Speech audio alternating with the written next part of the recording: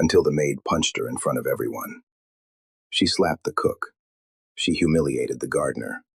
She reduced a 17-year-old kitchen girl to tears in front of the entire staff and called it discipline. For 2 years, Celeste Vane ran that mansion like a warden runs a cell block, and not one soul dared breathe wrong in her presence. Then Laura Beckett walked through the gate on a Tuesday morning. By Friday, Celeste was picking herself up off the marble floor in front of everybody.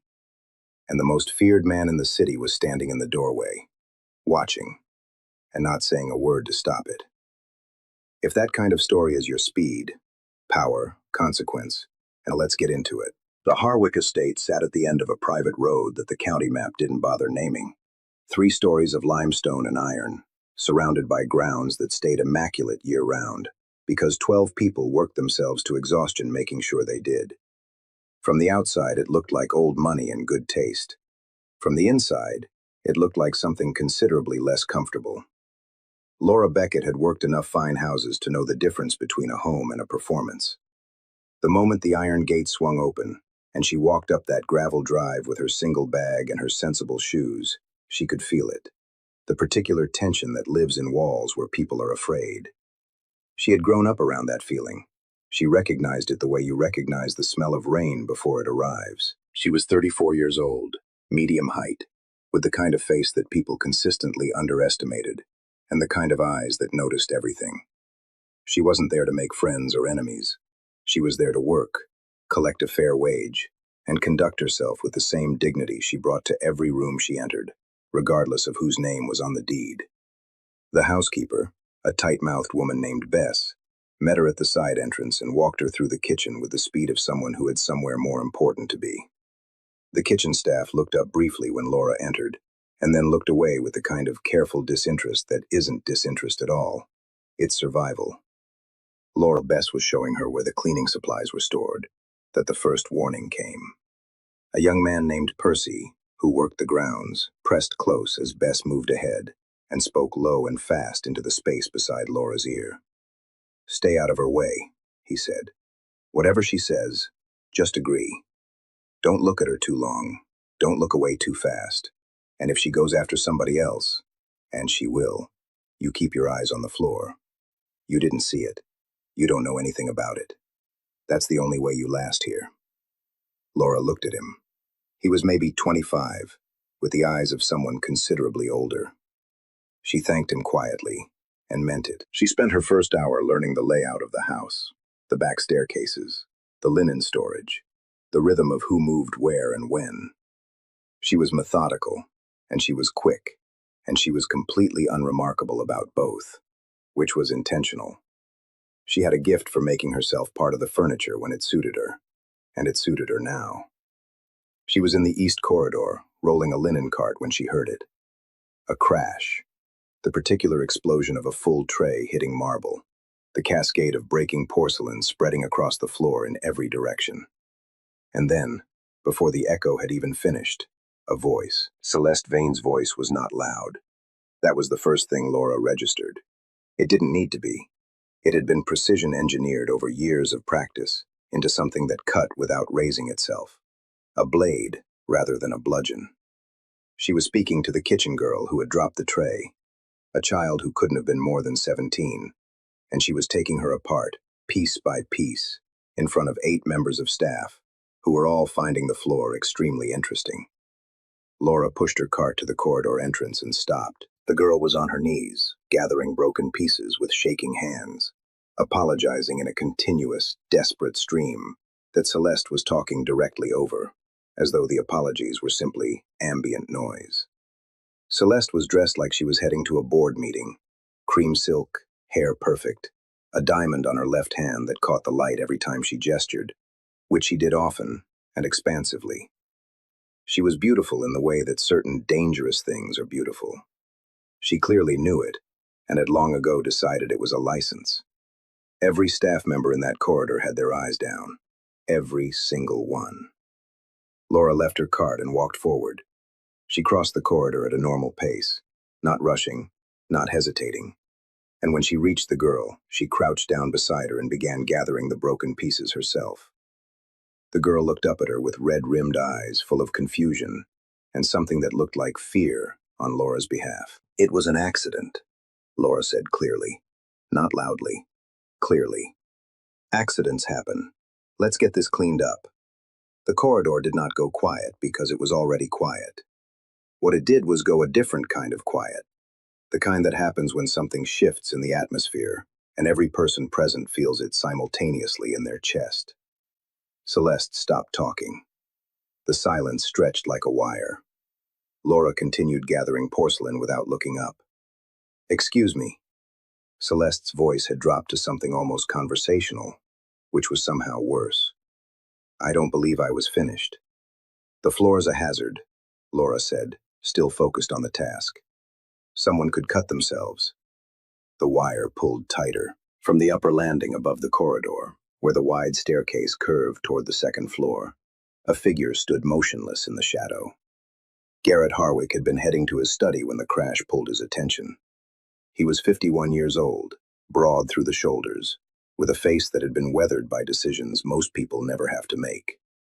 He had watched Celeste perform variations of this scene more times than he could count, and had told himself each time that it was her household to run as she saw fit. He watched Laura Beckett's hands, steady, methodical, gathering broken pieces from the floor beside a crying girl, while every other adult in that corridor looked at their shoes. He didn't move. He didn't announce himself. He simply stood in the shadow above it all, and watched a woman he had never seen before refuse to look away from something everyone else had decided wasn't their business. He couldn't have explained, right then, why it hit him the way it did. But it hit him like something he had been waiting a long time to see. Celeste Vane did not forget. That was the thing about her that the staff understood better than anyone. She had a memory like a steel trap, and the patience of someone who genuinely enjoyed the waiting. She didn't retaliate immediately.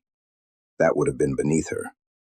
Instead, she filed it away behind those polished eyes, and smiled at Laura the next morning like nothing had happened, which was considerably more frightening than if she had screamed. The extra assignments started Wednesday. Laura found herself with a workload that had quietly doubled overnight. Floors that had already been cleaned added back to her list. Tasks that belonged to other departments suddenly appearing under her name. Schedules rearranged so that her breaks disappeared into the seams of the day. Bess delivered each new addition with the apologetic efficiency of someone following orders she hadn't written and wasn't going to question. Laura them with the same unhurried steadiness she brought to everything, staying late without complaint, rising earlier without announcement. She had done hard work before. Hard work didn't scare her. Celeste escalated. The public corrections came next. Small performances staged in front of maximum audiences, delivered in that precise, quiet voice that never needed volume to land. A pillowcase folded incorrectly. A window left with a streak. Infractions so minor, they barely qualified as infractions, elevated through tone and audience into indictments. The staff watched these moments with the practiced blankness of people who had learned that visible sympathy had a cost. Laura received each correction with a straight back and a civil nod, and returned to work without visible damage, which was the precise thing Celeste could not tolerate. A woman who wouldn't crumble was a woman who wouldn't confirm what Celeste needed confirmed, that she was the most formidable person in any room she entered. Laura's steadiness wasn't defiance. It was something quieter and more threatening than defiance. It was indifference to the performance, and Celeste felt it like a splinter she couldn't locate. By Thursday, the mansion had divided itself along invisible lines. The staff moved through their days with the particular awareness of people watching a situation develop toward an inevitable point. Nobody spoke about it directly. Nobody had to. It happened at 10:30 in the morning. Celeste called the full household staff to the main reception hall. All of them, kitchen to grounds. An assembly that in 2 years had only ever meant one thing. She stood at the center of the room in a charcoal dress with her hands clasped in front of her, and her expression arranged into something that looked almost sorrowful, which was her most dangerous configuration. The bracelet, she said, was gone. Rose gold, Italian, a gift of considerable sentimental value. She had looked everywhere. She had asked everyone. And she had, she said, pausing just long enough for the weight to distribute itself evenly across every person present. A very strong feeling about where it had gone. Her eyes settled on Laura. The room temperature dropped. Laura stood near the back of the assembled staff, her hands loose at her sides, her expression unchanged. She felt every set of eyes in the room move to her, and felt the collective held breath of people who knew what was coming, and were deeply relieved it wasn't coming for them. "I didn't take it," Laura said. Not loud, not heated, just flat and clear and entirely without apology. The way you state something that doesn't require decoration because it's simply true. Celeste tilted her head the way a cat tilts its head at something it is considering. "I don't recall asking you a question."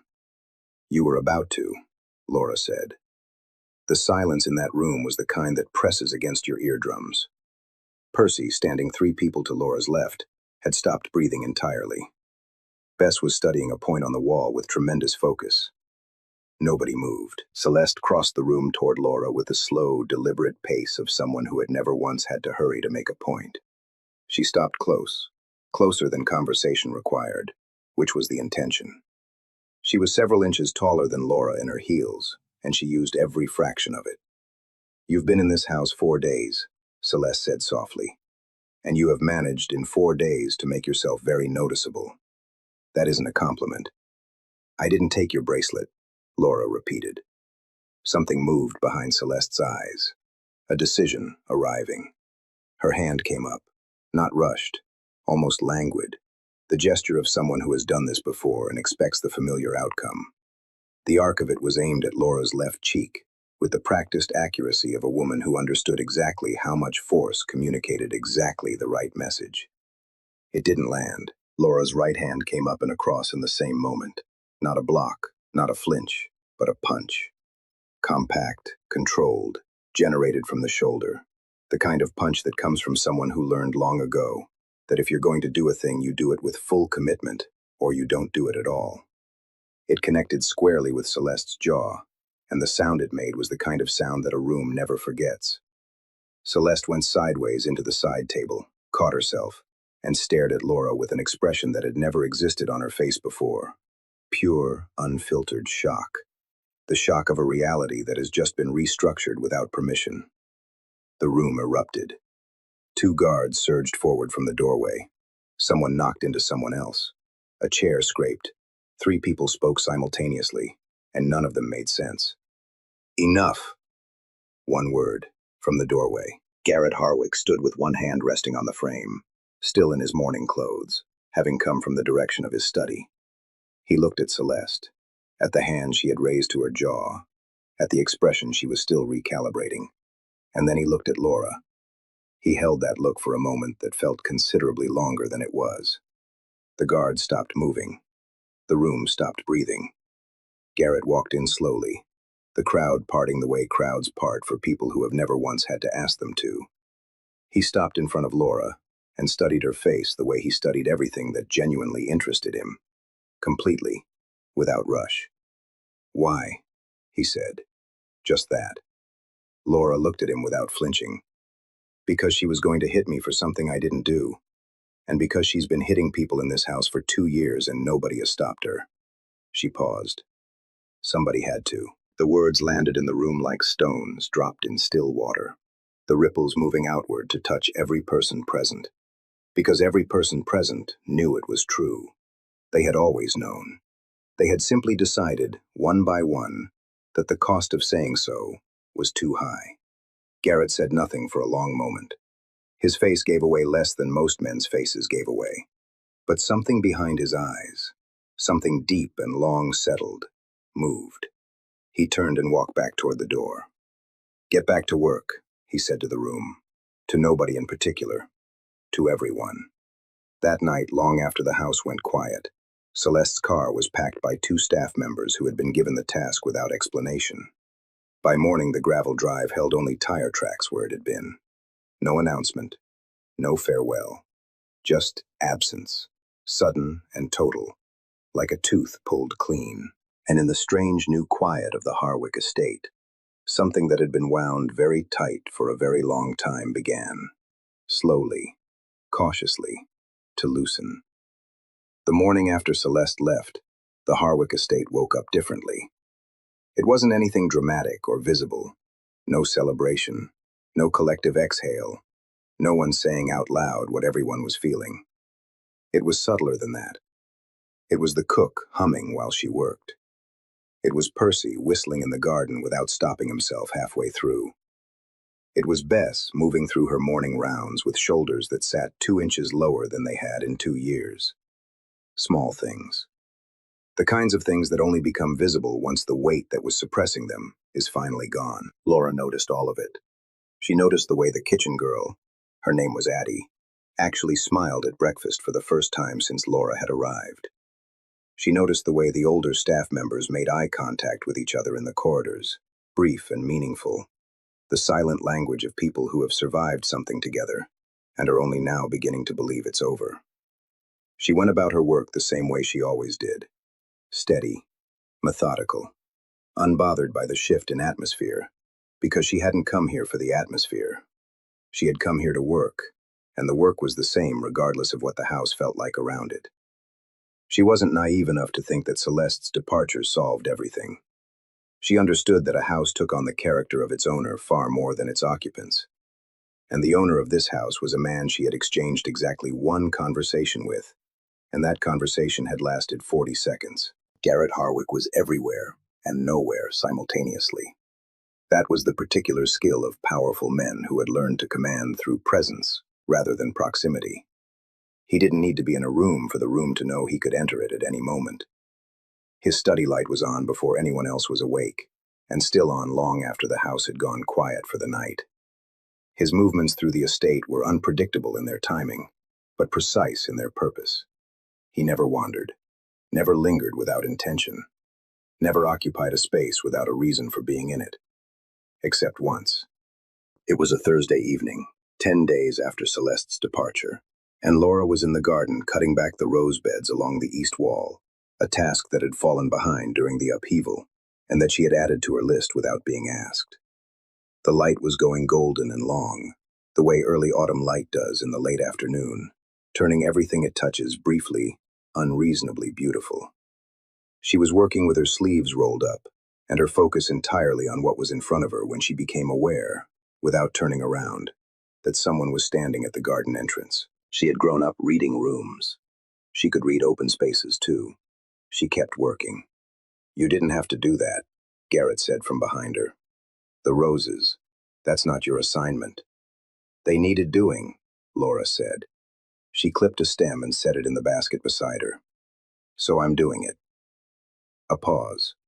Then the sound of him walking across the grass toward the stone bench at the garden's center, unhurried, deliberate, and sitting down, not leaving.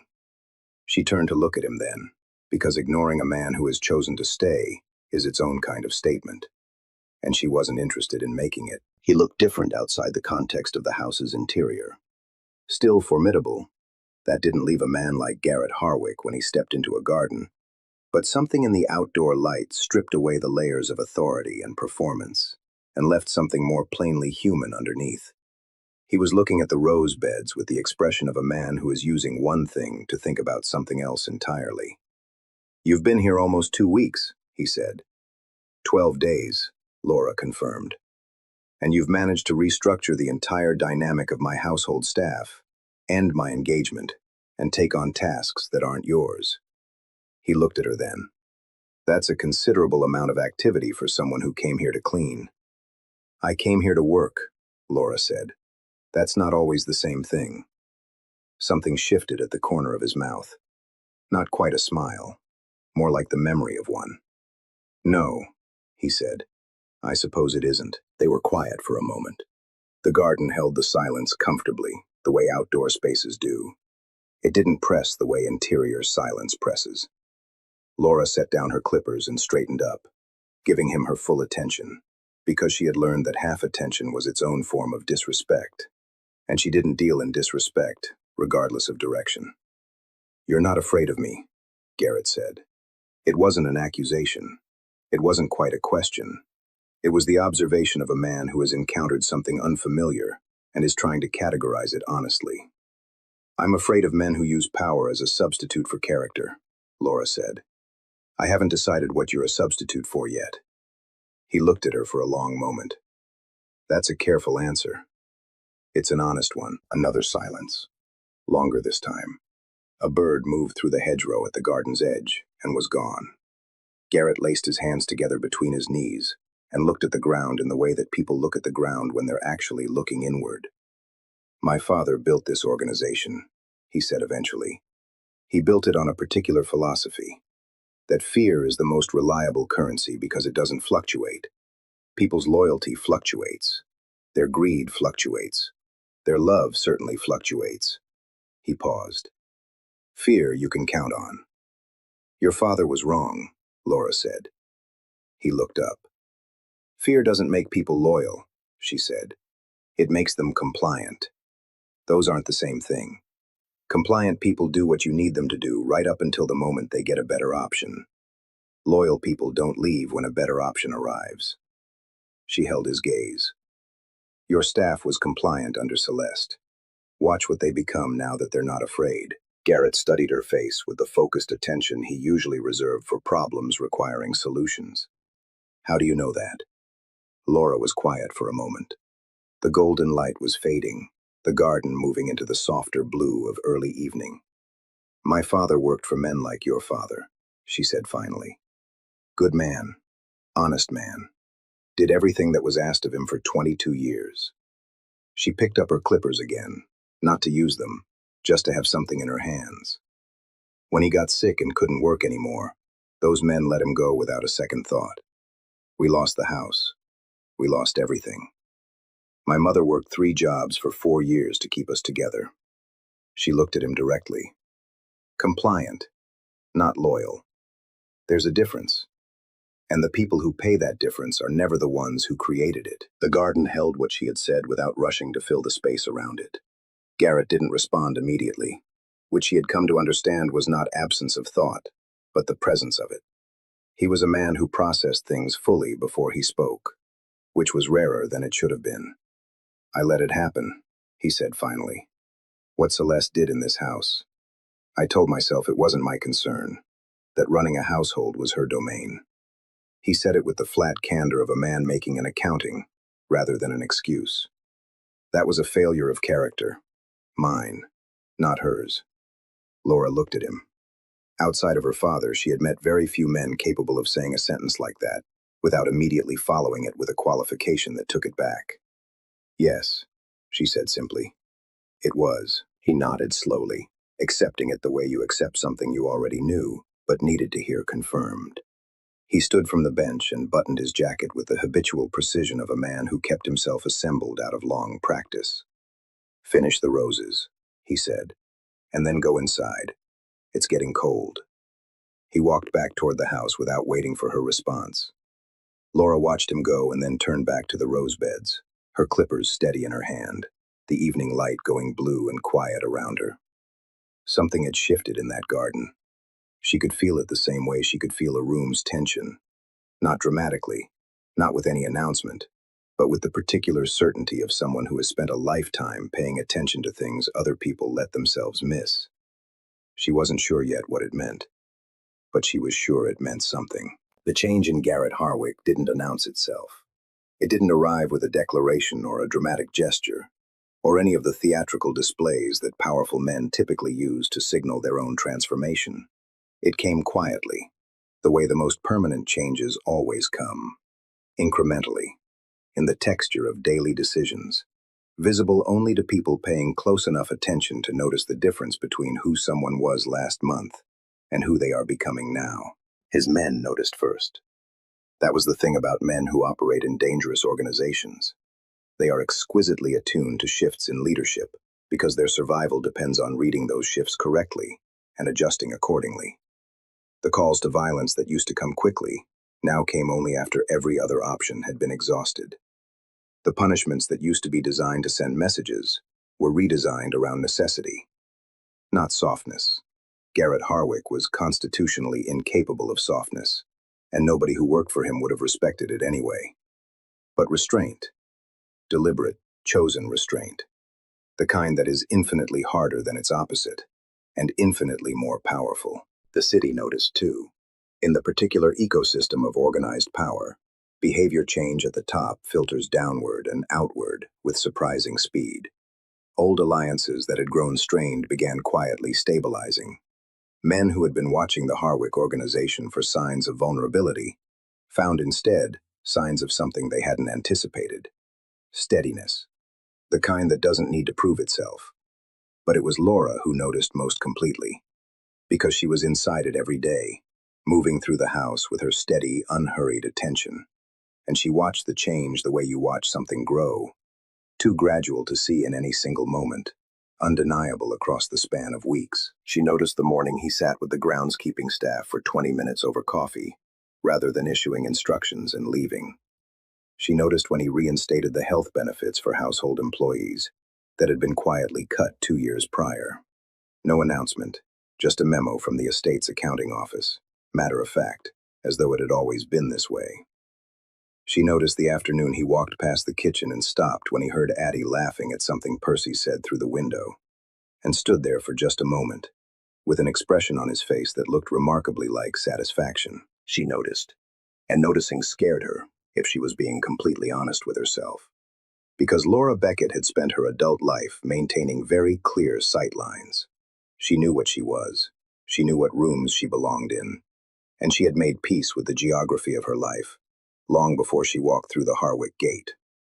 Feelings that complicated that geography were feelings she didn't have space for. She had told herself that firmly and regularly, and with complete sincerity. It was working perfectly until the night the threat arrived. She heard it from Bess. Fragments, delivered in a low, urgent voice outside the linen room on a Wednesday evening. A faction from the South Side. Men who had read Garrett's restraint as weakness, exactly as Laura had predicted to him in the garden, and had decided to test the hypothesis with aggression. There had been an incident at one of the organization's business interests downtown, an escalating series of provocations designed to force a response or expose the absence of one.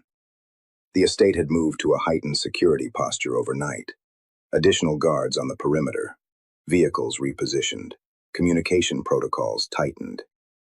Bess told her quietly and with genuine concern that arrangements were being made to move the household staff to secondary accommodations until the situation resolved. Comfortable, safe, temporary. Standard protocol.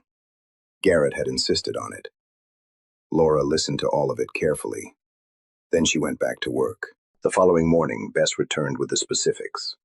A car would come at noon to take the residential staff to the secondary property. Laura's bag should be packed and ready by the side entrance.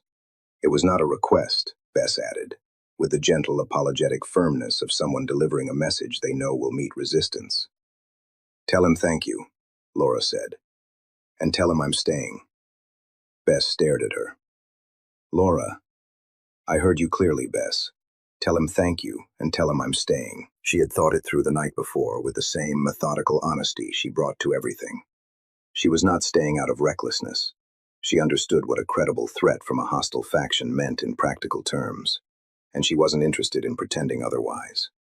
She was staying because she had spent her entire life watching good people calculate the cost of involvement, find it too high, and remove themselves, leaving the people who stayed to carry a weight that should have been shared. Her father had stayed in a system that didn't deserve him, because leaving would have meant abandoning the people around him who had no other options. She understood staying. She understood what it cost and what it was worth. And if she was honest, fully, uncomfortably honest, she was staying because walking away from this house now felt like walking away from something she hadn't finished yet. Something that wasn't the work. Garrett found her in the library at 11:30. She was reshelving a section that had been neglected, and she heard him come in and kept working, because stopping felt like a concession she wasn't ready to make. "You were supposed to be packed," he said from the doorway. "I was," she said. I unpacked. A long pause. "This isn't a negotiation, Laura." "No," she agreed. "It isn't." She turned around then and looked at him directly. He was wearing the particular expression of a man who is trying to be angry and finding something else in the way. "I'm not one of your staff that you can move around a board for safekeeping, Garrett. I'm a person who has made a decision about where she's going to be. I'd like you to respect that. He crossed the room in the way he crossed every room, like he had already decided how it ended before he started. He stopped in front of her close enough that she had to look up to hold his eyes, which she did without difficulty. If something happened to you, he said, and then stopped. Started again. I have spent 30 years making sure that the things I care about are protected. I'm not. He stopped again. The words were clearly coming from somewhere he didn't usually let words come from, and they were moving slowly because of it. I don't know how to do this without controlling it. I'm aware of that. I'm working on it. I know you are, Laura said quietly. Then let me keep you safe. You can keep me safe here, she said. You don't have to move me somewhere else to do it. The rain that had been threatening all morning arrived then, a steady drumming against the library windows that filled the silence between them with something that felt less like absence and more like presence. Garrett looked at her face in the way he had looked at it since the very first time in the corridor. Like she was a problem he had stopped wanting to solve and started wanting to understand. My whole life, he said, the things I felt strongly about were things I could act on, situations I could control, threats I could neutralize. He exhaled slowly. You are the first thing in 30 years that I feel strongly about that I cannot control. And I want to be honest with you about how unfamiliar that territory is for me. Laura looked at this man, this complicated, weathered, genuinely trying man, and felt something settle in her chest that she recognized as the particular piece of a decision already made becoming conscious of itself. My mother used to say that the bravest thing a strong man can do is need someone, she said. She said most of them never get there. They spend their whole lives being strong in the wrong direction. She held his gaze steady. You got there, Garrett. That's not nothing. That's actually everything. He reached for her hand then, not with the commanding certainty of a man used to taking what he wants, but with the careful, almost tentative gesture of someone asking a question they genuinely don't know the answer to. His hand was large and scarred and slightly rough, and it held hers like something worth being careful with. She let her fingers close around his. He exhaled, long and slow and from somewhere deep, and she understood that sound completely. It was the sound of a man who has been carrying something alone for a very long time, finally setting it down in the presence of someone else. The threat from the south side resolved within the week, handled with the precision and restraint that had become the new signature of the Harwick organization. No excess, no brutality beyond necessity, no messages sent through cruelty. The faction recalculated and withdrew. Old partners re-engaged. The estate returned to its normal rhythms. But the normal it returned to was not the normal it had left. The house carried itself differently now. The staff moved through it with the ease of people who feel genuinely secure, rather than merely unharmed. Addie had started a small herb garden outside the kitchen door that nobody had asked for, and everyone had silently decided was exactly right. Percy whistled constantly, and nobody asked him to stop. Bess had developed the habit of leaving a pot of coffee in the front sitting room on Sunday mornings. And somehow, gradually, without anyone planning it, it had become the place where the household gathered for half an hour before the week began. Garrett sat in that room on a Sunday morning 6 weeks later, with a coffee cup in one hand, and Laura beside him on the settee, close enough that their shoulders touched, while the rest of the house moved around them with the comfortable noise of people who are not afraid. He was reading something. She was looking out the window at the grounds where the autumn was turning everything gold, and letting herself feel, without qualification or apology, that she was exactly where she was supposed to be. You know what I keep thinking about? Garrett said without looking up from what he was reading. Tell me. That corridor, the first day. You walked forward when every other person in that house walked back. He turned the page. I keep thinking about what kind of person does that, what they're made of. Laura considered it. Someone who got tired of watching the wrong people win, she said. Garrett nodded slowly. He turned another page. Outside the window, the grounds were gold and still, and the morning was long and unhurried in the way that mornings become when fear has finally left a house for good. The most feared man in the city had his coffee. He had the morning. He had the woman beside him who had walked into his house with sensible shoes and a quiet spine, and rearranged everything worth keeping. He had, for the first time in 30 years, exactly enough. That's a wrap on this one. And if this story moved you, challenged you, or reminded you of something true, please share this with someone who appreciates a good story about backbone, growth, and love that actually means something.